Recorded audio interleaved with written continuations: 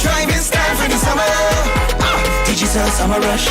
Nobody's doing it big like Digicel this summer. Top up with $1,000 or more and collect the letters to spell the word RUSH for a chance to win one of 3 brand new Toyota Rush SUVs. Yes, you heard it right. 3 brand new Toyota Rush SUVs. Driving style for the summer.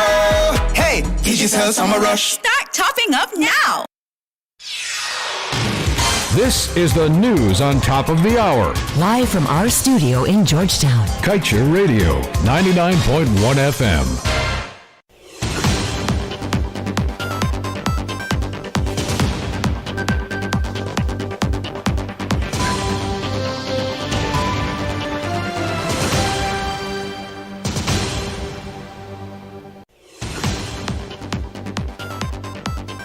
Good evening and welcome to this evening's newscast on Kaieteur Radio. I am Kevin Smith.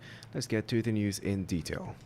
For years, plaintiffs around the world have sought to hold fossil fuel companies accountable for their contributions to climate change, often seeking compensation for damages like economic losses from floods or wildfires. But these cases have been stymied by a lack of causal evidence. That is, plaintiffs have struggled to prove in the courtroom that they have suffered economic damages due to the activities of the oil and gas companies they are litigating.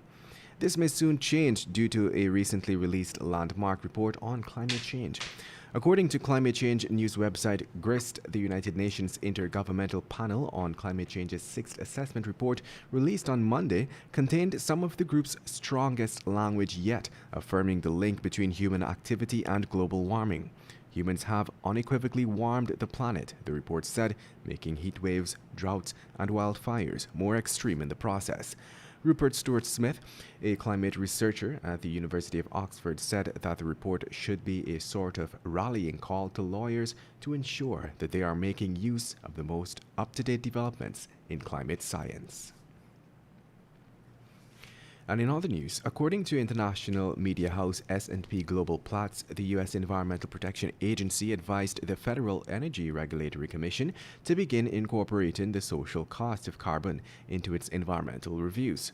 Considering the climate change impacts of natural gas infrastructure projects could help the Commission put a dollar value on harm caused by project emissions, the EPA said. That recommendation was consistent in recent comments filed by officials from regional EPA's offices about draft environmental reviews on various projects. The Commission's approach to considering climate change impacts in permitting decisions continues to evolve, while its staff has been at an impasse repeatedly, saying that the draft reviews released so far that they are unable to determine significance when it comes to climate change. And moving on. On the heels of a damning report by the Intergovernmental Panel on Climate Change, which speaks to the devastating effects of human activity on Earth, United Nations Secretary General Antonio Guterres has said the message facing the petroleum industry cannot be any clearer. In a statement he released this week, Guterres said the message before the industry unequivocally states that oil and gas exploration and production must not continue. There must be a swift shift to renewable energy. Guterres stressed that this word of caution must be heeded, since the internationally agreed threshold of 1.5 degrees Celsius is perilously close, since the world is currently at 1.2 degrees Celsius. The UN Secretary General added global warming has accelerated in recent decades. Greenhouse gas concentrations are at record levels, and extreme weather and climate disasters are increasing in frequency and intensity. And moving on, a president and a CEO of the Bristow Group, Chris Bradshaw, the UK-based company that has been contracted by ExxonMobil Ghana to provide its onshore and offshore helicopter support services, believes offshore drilling, particularly in the Guyana Basin, continues to be one of the bright spots for the global offshore oil and gas industry. In fact, the Trinidad-Guyana-Suriname region, where the company currently boasts a leading position, was acknowledged as a region that is one that generates a nice cash flow return for the company. Bradshaw noted too that Guyana still presents additional opportunities for the company, since not only they continue to make prolific discoveries, there are now other oil and gas companies becoming involved in Guyana. And moving on, ESSO has inked a contract with Oceaneering International for 2 surveys offshore Guyana as the company expands its operations in the blocks it holds controlling interests in the country's exclusive economic zone.